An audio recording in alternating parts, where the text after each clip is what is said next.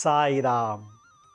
ಆತ್ಮೀಯ ವೀಕ್ಷಕ ಬಾಂಧವರಿಗೆಲ್ಲ ಇವತ್ತಿನ ಜೀವನಾಮೃತ ಕಾರ್ಯಕ್ರಮಕ್ಕೆ ಸ್ವಾಗತ ಸುಸ್ವಾಗತ.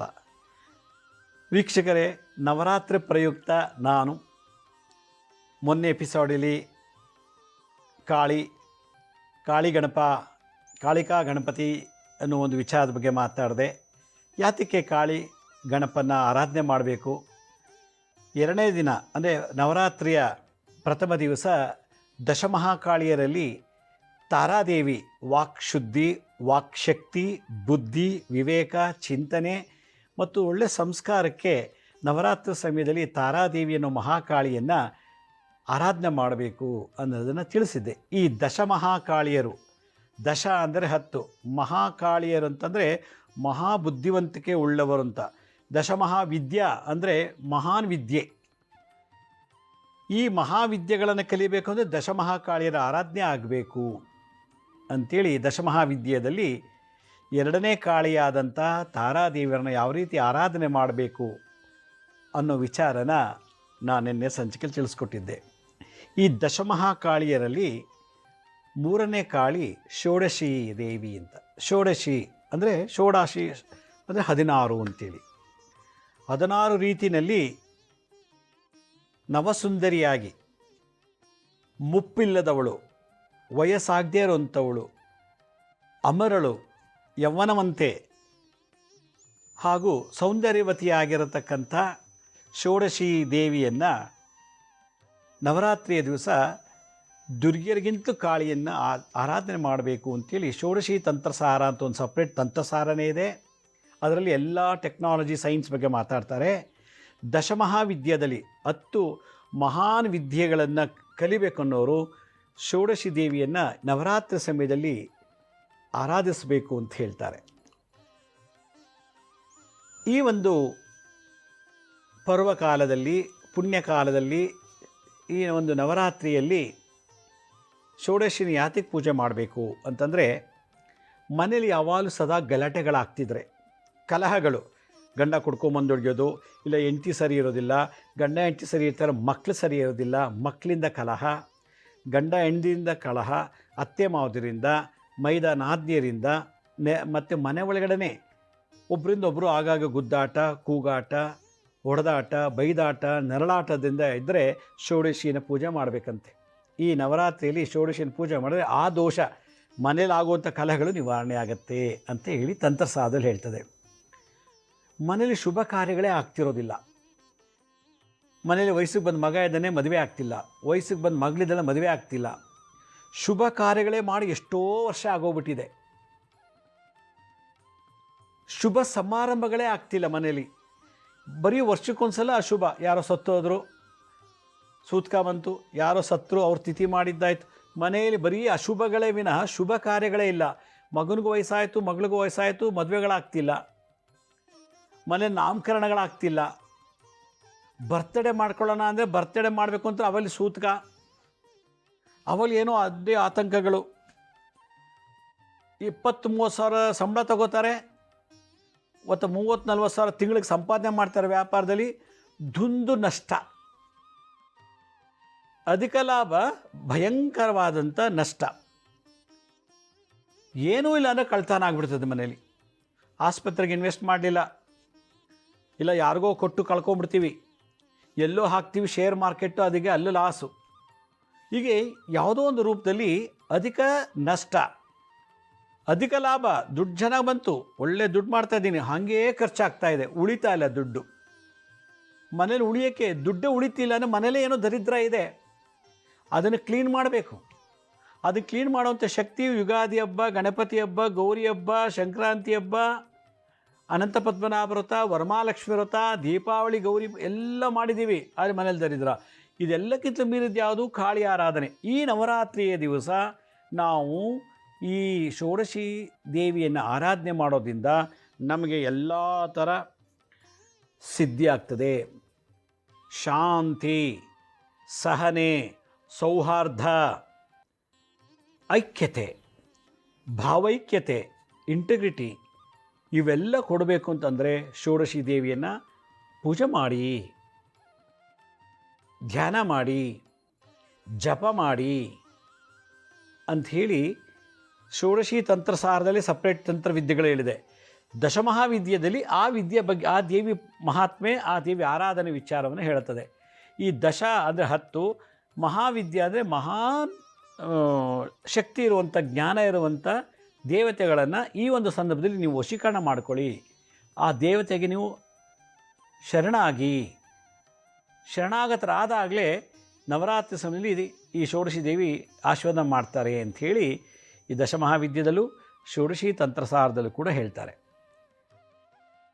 ಈ ಒಂದು ವಿದ್ಯೆಯನ್ನು, ದಶಮಹಾವಿದ್ಯೆಯನ್ನು ಮಾಡಬೇಕು ಅಂದರೆ ಗುರುಗಳಿಂದ ಉಪದೇಶ ಆಗಬೇಕು. ಭಾಳ ವಿಶೇಷವಾದ ವಿದ್ಯೆ ಅದು. ಆ ವಿದ್ಯೆಯನ್ನು ಕಲಿತು ನಾವು ನಿತ್ಯ ಪಾರಾಯಣ ಮಾಡ್ಬೋದು, ನಿತ್ಯ ಆರಾಧನೆ ಮಾಡ್ಬೋದು. ಆದರೆ ಏನೂ ಇಲ್ಲದೆ ನವರಾತ್ರಿಯಲ್ಲಿ ಮಾಡೋದ್ರಿಂದ, ಗುರು ಇಲ್ಲದೇ ಮಾಡುವಂಥ ಆರಾಧನೆ ನವರಾತ್ರಿ ಒಂದೇ ಅಂತೆ ನೋಡಿ. ಅದರಿಂದ ಈ ಒಂದು ಶುಭ ರಾತ್ರಿಗಳಲ್ಲಿ, ನವರಾತ್ರಿಗಳ 9 ರಾತ್ರಿಗಳಲ್ಲಿ ಈ 2ನೇ ದಿವಸ ಷೋಡಶಿ ದೇವಿಯನ್ನು ಆಚರಣೆ ಮಾಡಬೇಕು, ಧಾರಣೆ ಮಾಡಬೇಕು, ಧ್ಯಾನ ಮಾಡಬೇಕು, ಅವ್ರ ಹೆಸರು ಹೇಳಿ ಪೂಜೆ ಮಾಡಬೇಕು, ಅವ್ರ ಹೆಸರು ಹೇಳಿ ದಾನ ಮಾಡಬೇಕು.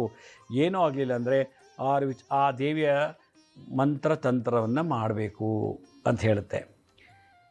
ಎಲ್ರಿಗೂ ಅರ್ಥ ಆಯಿತು ಯಾತಕ್ಕೋಸ್ಕರ ಷೋಡಶಿ ಮಾಡಬೇಕು ಅಂತ. ಗೃಹ ಕಲಕ, ಅಧಿಕ ನಷ್ಟ, ಮತ್ತು ಮನೇಲಿ ಅಶಾಂತಿ, ಶುಭ ಕಾರ್ಯಗಳಾಗ್ತಿಲ್ಲ, ಸಿಕ್ಕಾಬಟ್ಟೆ ಮನೆಯಲ್ಲಿ ಅಡೆತಡೆಗಳು, ಏನಾದ್ರು ಮಾಡೋಕ್ಕೆ ಹೋಗ್ತಿದ್ರೆ ದುರಂತಗಳಾಗ್ತದೆ.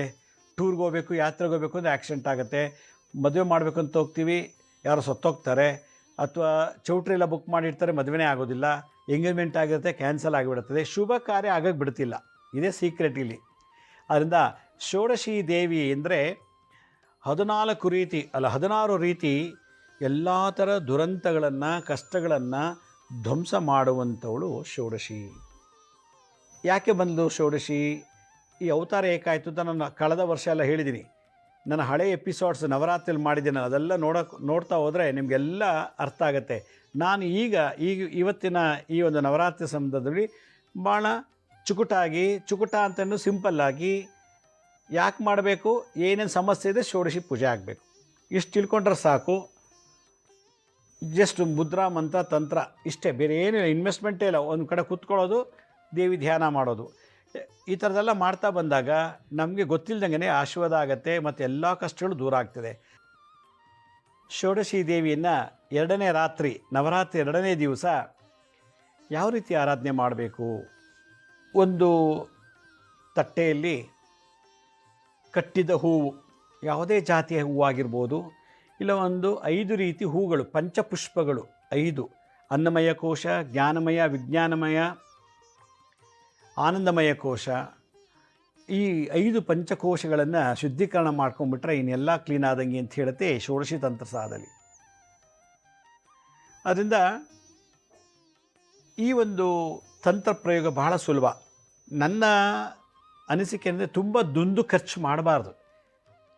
ಸಾವಿರಾರು ರೂಪಾಯಿ ಇನ್ವೆಸ್ಟ್ಮೆಂಟ್ ಮಾಡಿ ಪೂಜೆ ಮಾಡ್ತಾರೆ, ಭಕ್ತಿ ಇಲ್ಲ, ಶ್ರದ್ಧೆ ಇಲ್ಲ, ವೇಸ್ಟ್ ಅದು. ವರಮಹಾಲಕ್ಷ್ಮಿ ಹಬ್ಬ ಏನು 10,000 ರೂಪಾಯಿ ಖರ್ಚು ಮಾಡ್ತಾರೆ, ಗಣಪತಿ ಹಬ್ಬಕ್ಕೆ 1,000 ರೂಪಾಯಿ ಖರ್ಚು ಮಾಡ್ತಾರೆ, ಗೌರಿ ಹಬ್ಬಕ್ಕೆ, ಬಟ್ ಭಕ್ತಿನೇ ಇಲ್ಲ, ಶ್ರದ್ಧೆ ಇಲ್ಲ, ಏನು ಹಬ್ಬ ಮಾಡೋದು, ಬಟ್ ಏನು ಲಾಭ ಇಲ್ಲ, ಆಶೀರ್ವಾದ ಆಗಿಲ್ಲ.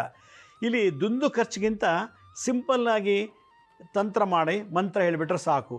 ತಟ್ಟೆನಲ್ಲಿ ಕಟ್ಟಿರೋ ಹೂವು ಇಟ್ಕೊಳ್ಳಿ, 5 ವೆರೈಟಿ ಹೂಗಳು ತೊಗೊಳ್ಳಿ, ಬಿಡಿ ಹೂ, ಅರಿಶಿನ ಕುಂಕುಮ ತೊಗೊಳ್ಳಿ, ಒಂದೊಂದು ಚಿಕ್ಕ ಪ್ಯಾಕೆಟು, ಇಲ್ಲ ಒಂದು ಸ್ಪೂನು ಕುಂಕುಮ, ಒಂದು ಸ್ಪೂನು ಅರಿಶಿನ ಸಣ್ಣ ಪೇಪರಲ್ಲಿ ಇಟ್ಕೊಳ್ಳಿ, ಅರಿಶಿನ ಕುಂಕುಮ ಹೂವು. ಅಕಸ್ಮಾತ್ ನಿಮ್ಗೆ ಇನ್ನೂ ಶಕ್ತಿ ಸಾಮರ್ಥ್ಯದ 1 ಡಜನು ಹೆಂಗಸರು ಕೈಗೆ ಹಾಕೋತಾರಲ್ಲ ಬಳೆ, ಆ ಬಳೆ, ಗಾಜಿನ ಬಳೆ, ಪ್ಲಾಸ್ಟಿಕ್ ಕೊಡಬಾರ್ದು, ಗಾಜಿನ ಬಳೆ 1 ಡಜನ್. ನಿಮಗೆ ದುಡ್ಡಿತ್ತು ಅಂದರೆ, ನಿಮಗೆ ಇನ್ನೂ ಇನ್ವೆಸ್ಟ್ ಮಾಡೋ ಸಾಮರ್ಥ್ಯತೆ ಇತ್ತು ಅಂದರೆ, ಅರಿಶಿನ ಕುಂಕುಮ ಬಳೆ ಹೂ, ಅರಿಶಿನ ಕುಂಕುಮ ಬಳೆ ಹೂ 4. ಇನ್ನೊಂದು ಏನಂದರೆ ವೀಳ್ಯದೆಲೆ ಅಡಿಕೆ, ಇದಿಷ್ಟನ್ನು ಕೈಲಿಟ್ಕೊಂಡು ಒಂದು ತಟ್ಟೆಯಲ್ಲಿ ಇಟ್ಕೊಳ್ಳಿ, ಕಣ್ಣು ಮುಚ್ಕೊಂಡು ಓಂ ಶ್ರೀಂ ಮ್ರೀಂ ಕ್ಲೀಂ ಐಂ ಸೌಹ ಷೋಡಶಿ ದೇವಿಯೈ ನಮಃ ಅಂತ ಹೇಳಬೇಕು. ತಟ್ಟೆಯಲ್ಲಿ ಅರಿಶಿನ ಕುಂಕುಮ, ವೀಳ್ಯದೆಲೆ, ಹೂವು, ಎಲ್ಲ ಕೈಲಿಟ್ಕೊಳ್ಳಿ. ಅರಿಶಿನ, ಕುಂಕುಮ, ಹೂವು, ವೀಳ್ಯದೆಲೆ, ಎಲೆ ಅಡಿಕೆ, ಇನ್ನೂ ಬೇಕಾದ್ರೆ ₹1 ಕಾಯಿನ್ ಇಡಿ ದಕ್ಷಿಣೆ. ದಾನ. ಧನ ಅಂದರೆ ದುಡ್ಡು. ಕೈಲಿಟ್ಕೊಂಡು ಓಂ ಶ್ರೀಂ ಬ್ರೀಂ ಕ್ಲೀಂ ಐಂ ಸೌಃ ಷೋಡಶೀ ದೇವಿಯೈ ನಮಃ. ಓಂ ಶ್ರೀಂ ಬ್ರೀಂ ಕ್ಲೀಂ ಐಂ ಸೌಃ ಷೋಡಶೀ ದೇವಿಯೈ ನಮಃ. ಓಂ ಶ್ರೀಂ ಬ್ರೀಂ ಕ್ಲೀಂ ಐಂ ಸೌಃ ಷೋಡಶೀ ದೇವಿಯೈ ನಮಃ. ಓಂ ಶ್ರೀಂ ಬ್ರೀಂ ಕ್ಲೀಂ ಐಂ ಸೌಃ ಷೋಡಶೀ ದೇವಿಯೈ ನಮಃ. ಇದನ್ನು ನವರಾತ್ರಿ 2 ದಿನ ಜಪ ಮಾಡಬೇಕು. ಯಾವುದು ಹೂವು, ವೀಳ್ಯದೆಲೆ, ಅರಿಶಿನ, ಕುಂಕುಮ, ಬಳೆ, ಏನು ಬಳೆಗಳು ಇಟ್ಕೊಂಡಿದ್ರಲ್ಲ, 1 ಡಜನ್ ಬಳೆ ಈ ಕೈಗಾರ್ ಕೊಡಬೇಕು ಅಂತ ಅದಷ್ಟನ್ನು ತೊಗೊಂಡು ನಿಮ್ಮ ಮನೆ ಹತ್ರ ಯಾವ ದೇವಸ್ಥಾನ ಹೆಣ್ಣು ದೇವರು ಇದೆಯೋ ಆ ದೇವರಿಗೆ ಕೊಟ್ಬಿಟ್ಟು ಬಂದುಬಿಡಿ.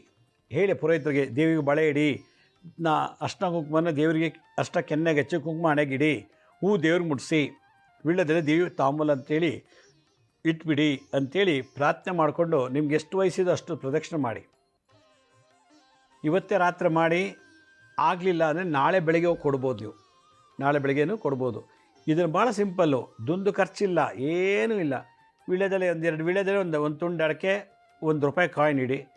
ಅರ್ಧ ಡಜನ್ನು ತೊಗೊಳ್ಳಿ, ಇಲ್ಲ 1 ಡಜನ್ ತೊಗೊಳಕ್ಕೆ ಶಕ್ತಿನೂ 1 ಡಜನ್ನೇ ತೊಗೊಳ್ಳಿ.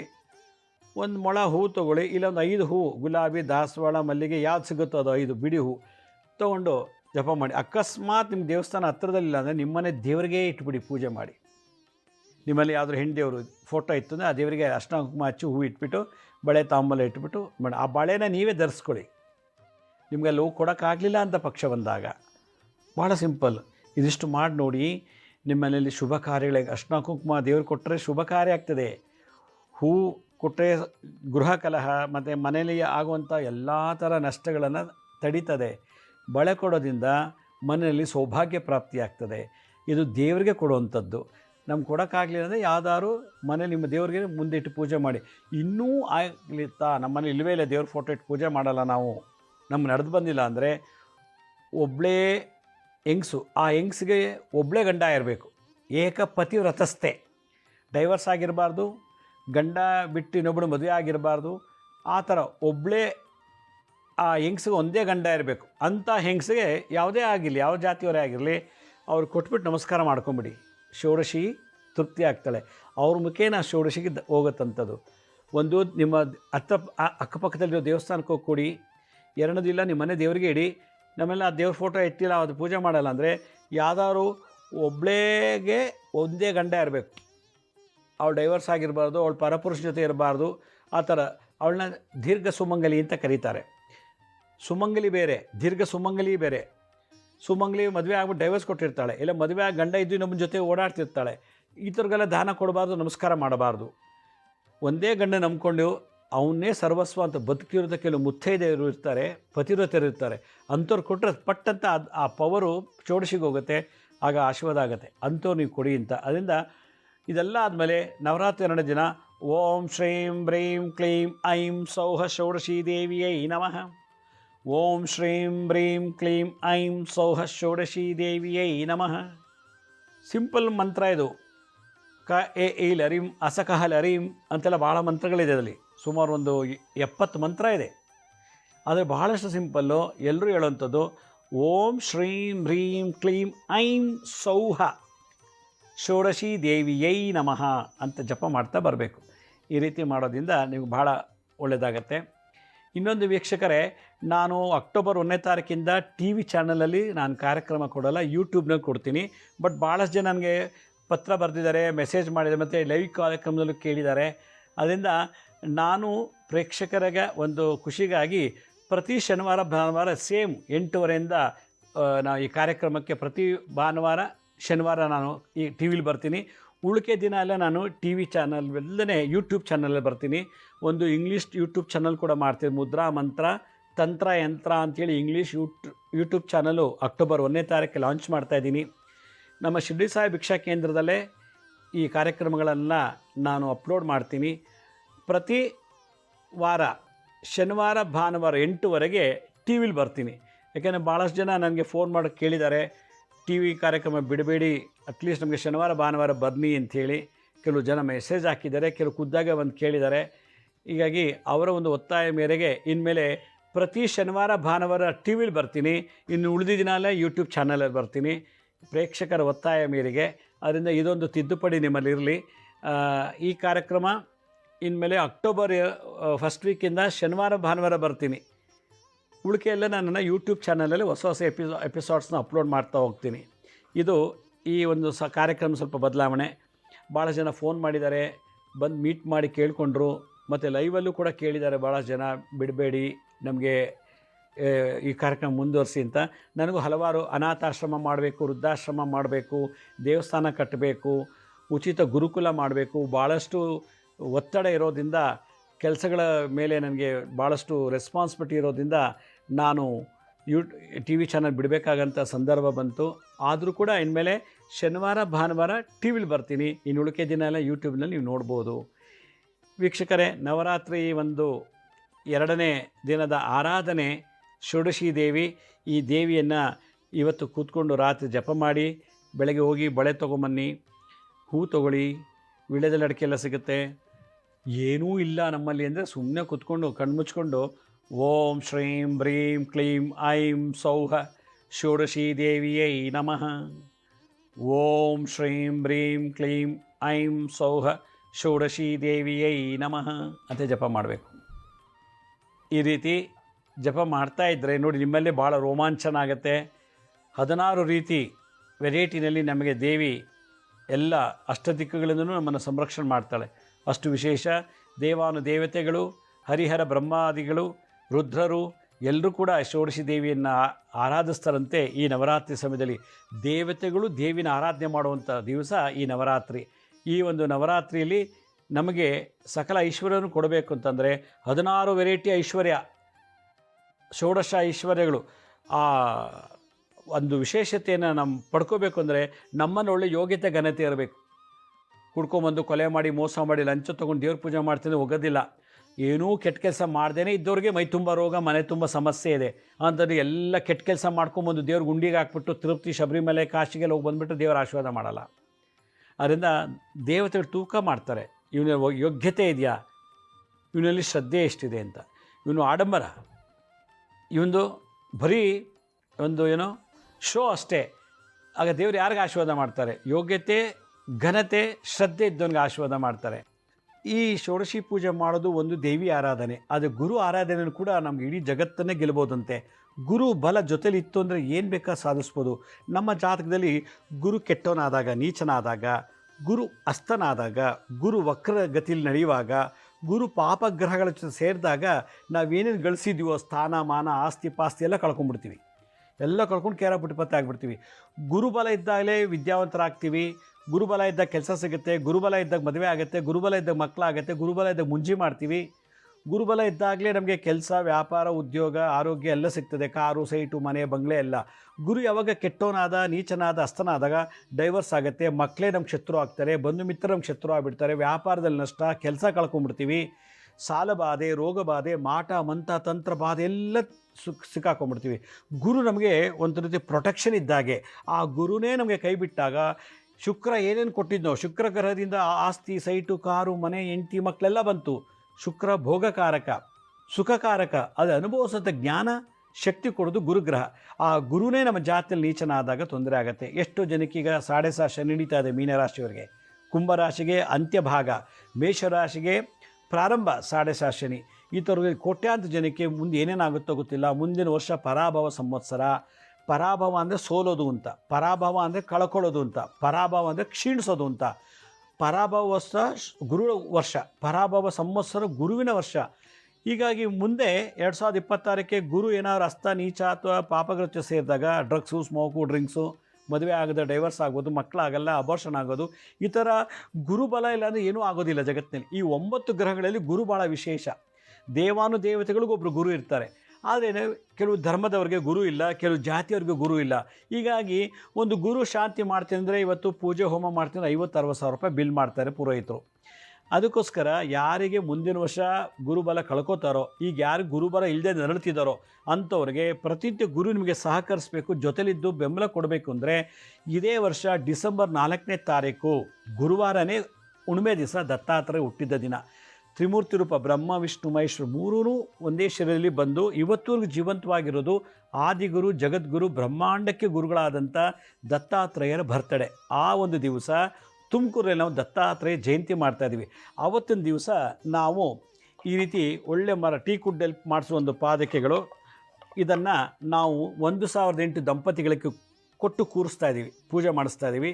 108 ಹೆಣ್ಮಕ್ಳು ಮದುವೆ ಆಗದವರು, 108 ಗಂಡು ಮಕ್ಕಳು ಮದುವೆ ಆಗದವರು ಅವ್ರಿಗೆ ಈ ಒಂದು ಗುರುಪಾದಕೆಯನ್ನು ಅವ್ರ ಕೈಯಲ್ಲೇ ಪ್ರಾಣ ಪ್ರತಿಷ್ಠಾಪನೆ ಮಾಡಿಸಿ, ನಿಮ್ಮ ಕೈಯಲ್ಲೇ ಪ್ರಾಣ ಪ್ರತಿಷ್ಠಾಪನೆ ಮಾಡಿ, ನಿಮ್ಮ ಕೈಯಲ್ಲೇ 64 ರೀತಿ ಇದಕ್ಕೆ ಪೂಜೆ ಮಾಡಿಸ್ತೀವಿ ಮುದ್ರಾ ಮಂತ್ರ ತಂತ್ರದಿಂದ. ಆಮೇಲೆ ಕಲಾಹೋಮ ಮಾಡಿ ಇದಕ್ಕೆ ಕಲಾಶಕ್ತಿನ ತುಂಬೋದು. ಮನೆಯಲ್ಲಿ ಅಪಮೃತ್ಯು ದೋಷ, ದುರ್ಮರಣ, ನೇಣು ಹಾಕ್ಕೊಳ್ಳೋದು, ಆಕ್ಸಿಡೆಂಟ್ ಆಗಿ ಸತ್ತೋಗೋದು, ಬೆಂಕಿ ಅವಘಡದಲ್ಲಿ ಸಾಯೋದು, ನೀರು ಭೂಕಂಪದಲ್ಲಿ ಸಾಯಬಾರ್ದು ಅಂದರೆ ಮೃತ್ಯುಂಜಯ ಹೋಮ ಮಾಡಿ ಶಿವಶಕ್ತಿನ ಇದಕ್ಕೆ ತುಂಬೋದು. ಮಾಟ ಮಂತ್ರ ತಂತ್ರ ಬಾಧೆ, ಕುಜದೋಷ, ಕಾಳಸರ್ಪದೋಷ, ಈ ಥರ ಕಾಳಸರ್ಪದೋಷ ಸಂಬಂಧಪಟ್ಟಂತಕ್ಕೆಲ್ಲ ಅಧಿಪತಿ ಲಕ್ಷ್ಮೀ ನರಸಿಂಹ. ಲಕ್ಷ್ಮೀ ನರಸಿಂಹರ ಪೂಜೆ ಮಾಡಿ ಇದಕ್ಕೆ ನಾವೇನು ಮಾಡೋದು, ತುಂಬೋದು. ಶತ್ರುಬಾಧೆ ನಿವಾರಣೆಗೆ ಸುದರ್ಶನ ಮತ್ತು ದತ್ತಾತ್ರೇಯ ಹೋಮ ಮಾಡಿ ಪೂಜೆ ಮಾಡಿಸಿ ನಿಮ್ಮ ಕೈಲೇ ಕೊಟ್ಬಿಡ್ತೀವಿ. ನೀವು ಇದು ಮನೆ ಇಟ್ಟು ದಿನನಿತ್ಯ ಪೂಜೆ ಮಾಡಿ ಒಂದು ದಳ ಹೂವು ಹಾಕ್ಬಿಟ್ಟು ಪೂಜೆ ಮಾಡಿಬಿಟ್ರೆ ಸಾಕು ನಿತ್ಯ. ಇದು ನಿಮ್ಮ ಮನೇಲಿ ಒಂದು ಗುರು ಇದ್ದಾಗೆ. ಗುರು ಪಾದಕ್ಕೆ ಭಾಳ ವಿಶೇಷ, ಗುರು ಶರೀರಕ್ಕಿಂತ ಗುರು ಪಾದ ಪೂಜೆ ವಿಶೇಷ. ಈ ಪಾದಕೆಗಳನ್ನು ನೀವು ತೊಗೊಂಡು ಪೂಜೆ ಮಾಡಬೇಕು ಅನ್ನೋದಾಗಿದ್ದರೆ ನಾನು ಸ್ಕ್ರೀನ್ ಮೇಲೆ ತೋರಿಸ್ತಾ ಇದ್ದೀನಿ ನೋಡಿ, ವೆಬ್ಸೈಟು, ಅದಕ್ಕೆ ಲಾಗಿನ್ ಆಗಿ ಅದರಲ್ಲಿ ಎಲ್ಲ ಡೀಟೇಲ್ ಇದೆ. 2012ರಲ್ಲಿ ಮತ್ತು 2014ರಲ್ಲಿ ಪೂಜೆ ಮಾಡಿಸಿದ್ದೆ ನಾನು. ಸಾವಿರಾರು ಜನ ಭಾಗವಹಿಸಿ ಭಾಳ ಜನಕ್ಕೆ ಒಳ್ಳೆಯದಾಗಿದೆ. IAS IPS ಎಲ್ಲ ಪಾಸಾಗಿದ್ದಾರೆ. ಗುರು ಆಶೀರ್ವಾದ ಅವತ್ತು ಆ ಹುಣ್ಣಿಮೆ ಹಂಗಿದೆ. ದತ್ತಾತ್ರೇಯ ಹುಟ್ಟಿದ ಹುಣ್ಣಿಮೆ ಅವತ್ತು. ಗುರು ಶಾಂತಿಗೆ ಭಾಳ ವಿಶೇಷವಾದ ದಿನ. ಈ ಒಂದು ಕಾರ್ಯಕ್ರಮಕ್ಕೆ ನೀವು ಭಾಗವಹಿಸಿ ಈ ಪೂಜೆಗೆ ಕುತ್ಕೋಬೇಕಾದ್ರೆ 1008 ದಂಪತಿಗಳು, 108 ಹೆಣ್ಮಕ್ಳು, 108 ಗಂಡು ಮಕ್ಕಳು ಮದುವೆ ಆಗಿದವರು ಇದಕ್ಕೆ ಕೊಡೋ ಈ ಗುರು ಭಿಕ್ಷೆ, ಈ ಕಾರ್ಯಕ್ರಮ ನೀವು ಕೊಡೋ ಭಿಕ್ಷೆಯಿಂದ ಪಾಂಡುರಂಗ ದೇವಸ್ಥಾನ ಕಟ್ತಾ ಇದ್ದೀವಿ. ಉಚಿತ ಅನಾಥಾಶ್ರಮ, ಉಚಿತ ವೃದ್ಧಾಶ್ರಮ, ಉಚಿತ ಗುರುಕುಲ ಮಾಡ್ತಾಯಿದ್ದೀವಿ. ಅದಕ್ಕೆ ಉಪಯೋಗಿಸ್ಕೊಳ್ತೀವಿ ನೀವು ಕೊಡೋ ಒಂದು ಭಿಕ್ಷೆಯನ್ನು. ಈ ಒಂದು ಕಾರ್ಯಕ್ರಮಕ್ಕೆ ನೀವು ಭಾಗವಹಿಸಬೇಕು ಅಂದರೆ ಈಗಲೇ ಅದಕ್ಕೆ 1008 ದಂಪತಿಗಳು ಮತ್ತು ಬ್ರಹ್ಮಚಾರಿಣಿಯರು ಇದನ್ನು ನಾವು ಸ್ವತಃ ನೀವೇ ಕೂತು ಮಾಡೋದು. ಇದಕ್ಕೆ 23 ವೆರೈಟಿ, 32 ವೆರೈಟಿ ಅಧಿವಾಸ ಮಾಡ್ತೀವಿ ಮಾಡಿ ಆಮೇಲೆ ನಿಮ್ಮ ಕೈಲಿ ಕೊಡ್ತೀವಿ. ನೀವು ವೆಬ್ಸೈಟಲ್ಲಿ ನೋಡಿ ಹೇಗೆ ಪೂಜೆ ಮಾಡ್ತಾಯಿದ್ದೀವಿ ಅಂತೆಲ್ಲ ಇದೆ. ಬೇಗ ಬಿಡುಗಡೆ ರಿಜಿಸ್ಟ್ರೇಷನ್ ಮಾಡ್ಕೊಳ್ಳಿ. ಇನ್ಮೇಲೆ ಅಕ್ಟೋಬರಿಂದ ಪ್ರತಿ ಶನಿವಾರ ಭಾನುವಾರ ನಾನು TVಲಿ ಬರ್ತೀನಿ. ಇನ್ನು ಉಳಿಕೆ ದಿವಸ ಯೂಟ್ಯೂಬಲ್ಲಿ ನೀವು ನೋಡ್ಕೋಬೋದು ಎಲ್ಲ ಕಾರ್ಯಕ್ರಮ, ಎಲ್ಲ ಎಪಿಸೋಡ್ಸು. ನಮ್ಮ ಹಳೆ ಎಪಿಸೋಡ್ಸ್ ಯಾರು ನೋಡೋಕ್ಕಾಗಿಲ್ವೋ ನಮ್ಮ ಶಿರ್ಡಿ ಸಾಯಿ ಭಿಕ್ಷಾ ಕೇಂದ್ರ ಮತ್ತು ಹೆಲ್ತ್ ಸೈನ್ಸ್ ಅಂತ 2 ಯೂಟ್ಯೂಬ್ ಚಾನಲ್ ಇದೆ. ಈ ಜೊತೆ SSVK ಜ್ಞಾನೋದಯ ಅಂತ ಒಂದು ಮ್ಯೂಸಿಕ್ ಚಾನಲ್ ಇದೆ. 3ಕ್ಕೆ ಸಬ್ಸ್ಕ್ರೈಬ್ ಮಾಡ್ಕೊಳ್ಳಿ. ಪಕ್ಕದ ಬೆಲ್ ಬಟನ್ ಪ್ರೆಸ್ ಮಾಡಿ, ನೋಡಾದ್ಮೇಲೆ ಲೈಕನ್ನು ಬಟನ್ ಪ್ರೆಸ್ ಮಾಡಿ. ಆಮೇಲೆ ಆ ಲಿಂಕನ್ನೇ ನಿಮ್ಮ ಬಂಧು ಮಿತ್ರರಿಗೆ ವಾಟ್ಸಪ್ ಮುಖಾಂತರ, ಇಮೇಲ್ ಮುಖಾಂತರ ಶೇರ್ ಮಾಡಿ. ಗುರುಜಿ ಲಕ್ಷ್ಮೀ ಶ್ರೀನಿವಾಸ್ ಅಂತೇಳಿ ಫೇಸ್ಬುಕ್ಕು, ಇನ್ಸ್ಟಾಗ್ರಾಮು, ಟ್ವಿಟ್ಟರು, ಲಿಂಕ್ಡ್ಇನ್ನಲ್ಲಿ ಕೂಡ ನಾವು ಟೈಮ್ ಟು ಟೈಮ್ ಅಪ್ಲೋಡ್ ಮಾಡ್ತೀವಿ ಎಲ್ಲ ಇನ್ಫಾರ್ಮೇಷನ್ನು. ಅಪಾಯಿಂಟ್ಮೆಂಟ್ಸ್ ಯಾರಿಗಾರು ಬೇಕಿದ್ದರೆ ಮಾತ್ರ www.lakshmisrinivas.in ಅಂತ ನೀವೇ ಲಾಗಿನ್ ಆಗಿ ಯಾವ ಟೈಮ್ಗೆ ನೀವೇ ಬುಕ್ ಮಾಡ್ಕೋಬೋದು ಅಂತ ಹೇಳ್ತಾ ಇವತ್ತಿನ ಕಾರ್ಯಕ್ರಮ ಮುಗಿಸ್ತಾ ಇದ್ದೀನಿ. ಇದೇ ರೀತಿ ನಾಳಿನ ಸಂಚಿಕೆಯಲ್ಲಿ ಷೋಡಶಿ ದೇವಿ, ದಶಮಹಾಕಾಳಿಯಲ್ಲಿ ಷೋಡಶಿ ದೇವಿನ ಯಾವ ರೀತಿ ಆರಾಧನೆ ಮಾಡಬೇಕು ಮಂತ್ರತಂತ್ರದಿಂದ ಅಂತ ತಿಳಿಸ್ಕೊಡ್ತೀನಿ. ಅಲ್ಲಿವರೆಗೂ ನನ್ನ ನಮಸ್ಕಾರ. ಸಾಯಿರಾಮ್.